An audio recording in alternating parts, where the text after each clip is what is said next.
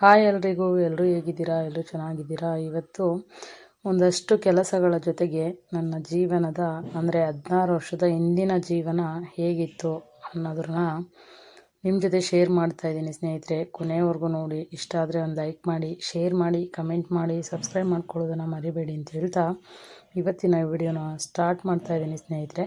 ಕಷ್ಟ ಸುಖ ಅಂತ ಏನೂ ನನಗೆ ಗೊತ್ತೇ ಇರಲಿಲ್ಲ. ಬಡತನ ಅಂದರೆ ಏನೂ ಗೊತ್ತಿರಲಿಲ್ಲ, ಕಷ್ಟ ಅಂದರೆ ಏನೂ ಗೊತ್ತಿರಲಿಲ್ಲ. ಆ ರೀತಿ ನಾನು ಬೆಳೆದವಳು ನಮ್ಮ ಅಪ್ಪ ಅಮ್ಮನ ಮನೇಲಿ. ಆದರೆ ಕಷ್ಟ ಅಂತ ನೋಡಿದ್ದು, ಬಡತನ ಅಂತ ನೋಡಿದ್ದು ನಮ್ಮ ಮದುವೆ ಆದಮೇಲೆ. ಯಾಕಂದರೆ ನಮ್ಮ ಮದುವೆ ಆದಮೇಲೆ ಟ್ರೈನಿಂಗು ಕಂಡಕ್ಟ್ರು ಪೋಸ್ಟು ಅಪಾಯಿಂಟ್ ಆಗಿದ್ದು ನಮ್ಮ ಮನೆಯವ್ರಿಗೆ. ಅವಾಗ ತಾನೇ ಕೆಲಸ ಸಿಕ್ಕಿದ್ದು, ಮದುವೆ ಆಗೋಸ್ತ್ರಲ್ಲೇನೆ. ಅವಾಗ ತಾನೇ ಅಪಾಯಿಂಟ್ ಆಗಿದ್ರಲ್ವ.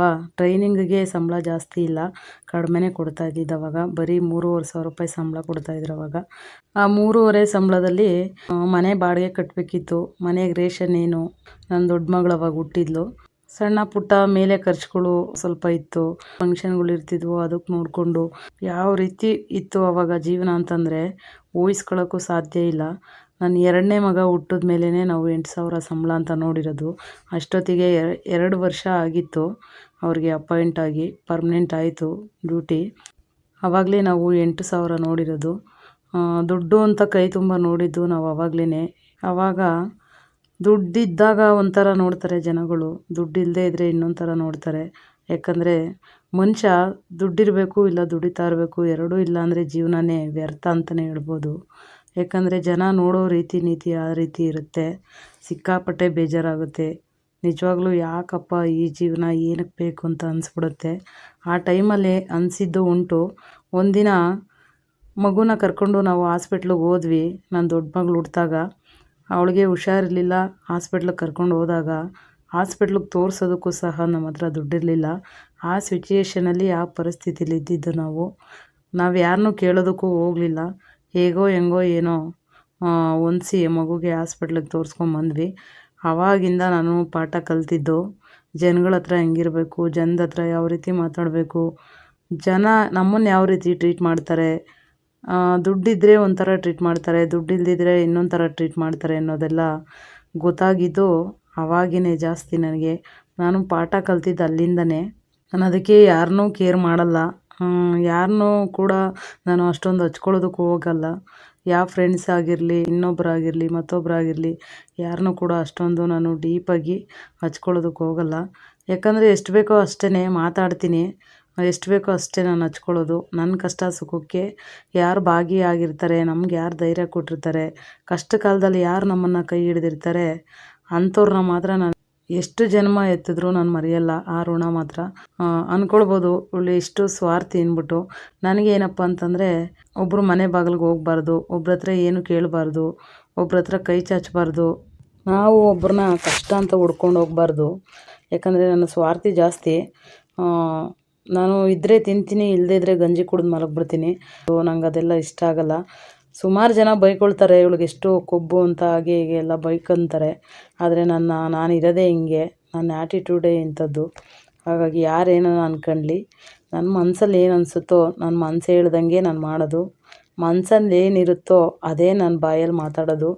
ಹಾಗಾಗಿ ಯಾರ ಬಗ್ಗೆನೂ ನಾನು ತಲೆ ಕೆಡಿಸ್ಕೊಳ್ಳೋದಿಲ್ಲ. ಮನಸ್ಸಿನಂತೆ ಮಾದೇವ ಅಂತ ಗಾದೆನೇ ಇದೆ. ಜನಕ್ಕೆ ಯಾಕೆ ತಲೆ ಕೆಡಿಸ್ಕೋಬೇಕಲ್ವ? ನಾನು ಜನಕ್ಕೆ ತಲೆ ಕೆಡಿಸ್ಕೊಳಕ್ಕೆ ಹೋಗಲ್ಲ. ಬೈಕೊತಾರೆ, ಯಾಕಂದರೆ ಸ್ವಾರ್ಥ ಬುದ್ಧಿ ಇವಳ್ದು, ದುರಾಂಕಾರ ಇವಳಿಗೆ ಅಂತೆಲ್ಲ ಬೈಕೊತಾರೆ. ಬೈಕೊಂಡ್ಲಿ, ಎಲ್ಲರೂ ಅವ್ರು ಒಳ್ಳೇದಕ್ಕೆ ಬೈಕೊತಾರೆ, ಪರವಾಗಿಲ್ಲ. ಅಂಥವ್ರು ಇದ್ರೇ ನಾವು ಬೆಳೆಯೋಕ್ಕಾಗೋದು, ಅಂಥವ್ರ ಮುಂದೆ ನಾವು ಬದುಕೋಕ್ಕಾಗೋದು. ಹಾಗಾಗಿ ನಾನು ಯಾರ ಬಗ್ಗೆನೂ ತಲೆ ಕೆಡಿಸ್ಕೊಳ್ಳೋದಕ್ಕೆ ಹೋಗೋದಿಲ್ಲ. ದುಡ್ಡಿರಬೇಕು, ಇಲ್ಲ ದುಡಿತಾ ಇರಬೇಕು, ದುಡಿತಾ ಇರಿ, ಟೈಮ್ ವೇಸ್ಟ್ ಮಾಡಬೇಡಿ ದಯವಿಟ್ಟು. ಈಗ ಹೆಣ್ಮಕ್ಳಾದರೆ ಕಟ್ಕೊಂಡಿರೋ ಗಂಡ ಕರೆಕ್ಟಾಗಿದ್ದರೆ, ಚೆನ್ನಾಗಿ ನೋಡಿಕೊಂಡ್ರೆ, ಇಲ್ಲ ಹೆಂಡತಿ ಮಕ್ಳು ಕಷ್ಟ ಸುಖ ಚೆನ್ನಾಗಿ ನೋಡ್ಕೊಂಡಿದ್ರೆ ಅವರು ಅಂಥ ಪುಣ್ಯವಂತರು ಇನ್ಯಾರೂ ಇಲ್ಲ. ಗಂಡ ಕುಡ್ಕನೋ ಕುಂಟನೋ ಕುರುಡನೋ ಆಗಿದ್ರೆ ಅವರು ಮನೆಗೆ ತಂದಾಕಲ್ಲ, ಸುಮ್ಮನೆ ಕುಡಿದು ಜೀವನ ಹಾಳು ಮಾಡ್ಕೊತಾರೆ. ಆಡ್ಕೊಳ್ಳೋ ಜನಗಳ ಮುಂದೆ ಆ ರೀತಿ ಬದುಕೋದು ಭಾರಿ ಕಷ್ಟ ಇದೆ. ಯಾಕಂದರೆ ಸುಮಾರು ನೋಡಿದ್ದೀನಿ. ಅಷ್ಟೋ ಇಷ್ಟೋ ನಮಗೆ ದೇವ್ರು ಕೊಟ್ಟವನೇ. ಬಡತನ ಆಗಲಿ, ಸಿರಿತನ ಆಗಲಿ, ಹಾಸಿಗೆ ಇದ್ದಷ್ಟು ಕಾಲು ಚಾಚ್ಕೊಂಡು ನಾವು ಜೀವನ ಮಾಡ್ಕೊಂಡು ಹೋಗ್ತಾ ಇದ್ದೀವಿ. ಆದರೂ ಜನ ಹಿಂದೆ ಮಾತಾಡ್ಕೊಳ್ತಾರೆ. ನಾನು ಜನಕ್ಕೆಲ್ಲ ತಲೆನೇ ಕೆಡಿಸ್ಕೊಳ್ಳಲ್ಲ.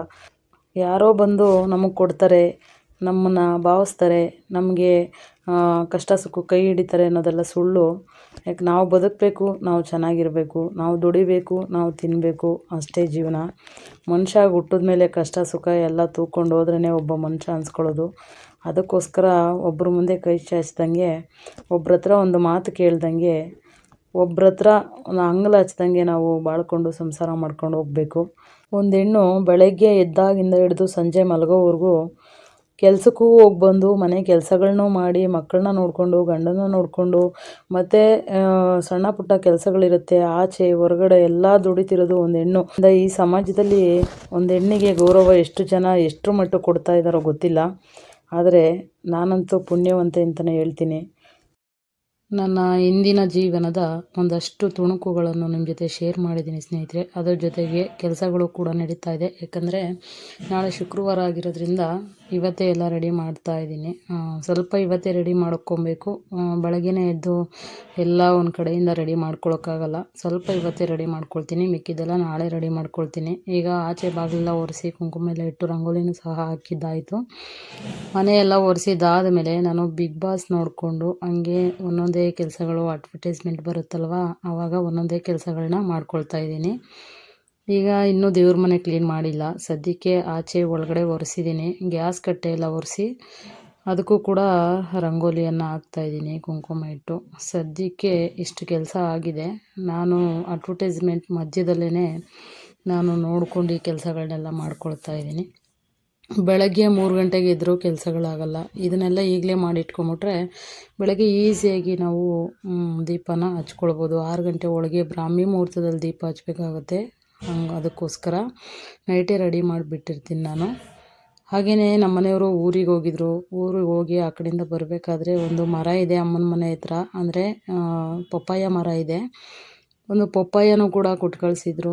ಚೆನ್ನಾಗಿತ್ತು ಪಪ್ಪಾಯ. ಕಾಯಿ ಥರ ಇದೆ. ಈ ಥರ ಕಾಯಿ ಥರ ಇದ್ದರೆ ನನಗೆ ತಿನ್ನೋದಕ್ಕೆ ಚೆನ್ನಾಗಿರುತ್ತೆ. ಹಾಗಾಗಿ ಕಟ್ ಮಾಡಿಕೊಂಡು ಅಲ್ಲೇ ಒಂದು ಪೀಸು ತಿಂದೆ. ಮಕ್ಕಳೆಲ್ಲ ಇನ್ನೂ ಬಂದಿರಲಿಲ್ಲ. ಹಸ್ಬೆಂಡು ಡ್ಯೂಟಿಲಿದ್ದರು. ಹಾಗಾಗಿ ಅವರು ನೈಟ್ 10 ಗಂಟೆ ಬರ್ತಾರೆ. ಇದೇ ರೂಟ್ ಇರೋದ್ರಿಂದ ನಮ್ಮ ಮನೆಯವರು ಇವತ್ತೊಂದಿನ ಮಾತ್ರ ಈ ರೂಟು, ಅಂದರೆ ನಮ್ಮನೆ ರೂಟ್ ಕಡೆ ಬರ್ತಾರೆ, ನಾವಿರೋ ಕಡೆ. ಬೇರೆ ದಿನ ಎಲ್ಲ ಬೇರೆ ಬೇರೆ ರೂಟ್ ಹೋಗ್ತಾರೆ. ಹಾಗಾಗಿ ಇವತ್ತೊಂದಿನ ಬರ್ತಾರೆ ಅಷ್ಟೇ. ಅವ್ರಿಗೂ ಅಡುಗೆ ಮಾಡಿ ಆಟ್ ಪಾಸ್ಗೆ ಹಾಕಿ ಮುದ್ದೆ ಎಲ್ಲ ಸಾಂಬಾರಿತ್ತು, ಮುದ್ದೆ ಮಾಡಿ ಆಟ್ ಪಾಸ್ಗೆ ಹಾಕಿದ್ದೀನಿ. ಅವ್ರು ಬಂದು ಊಟ ಮಾಡ್ಕೊಳ್ತಾರೆ. ಆದಮೇಲೆ ನಾನು ಈ ಕೆಲಸಗಳನ್ನೆಲ್ಲ ಕಂಪ್ಲೀಟ್ ಮಾಡ್ಕೊಳ್ತಾ ಇದ್ದೀನಿ. ಬೆಳಗ್ಗೆ ಆಲ್ಮೋಸ್ಟ್ ಎಲ್ಲ ಮುಗ್ದಿರುತ್ತೆ, ಸ್ವಲ್ಪ ಉಳಿದಿರುತ್ತೆ. ಅದನ್ನು ಮಾಡಿಕೊಂಡು ನಾನು 6 ಗಂಟೆ ಒಳಗಡೆ ಬ್ರಾಹ್ಮಿ ಮುಹೂರ್ತದಲ್ಲಿ ಪೂಜೆ ಮಾಡ್ಕೊಳ್ತೀನಿ. ಹಾಗಾಗಿ ಬೆಳಗ್ಗೆ ಈಸಿ ಆಗುತ್ತೆ.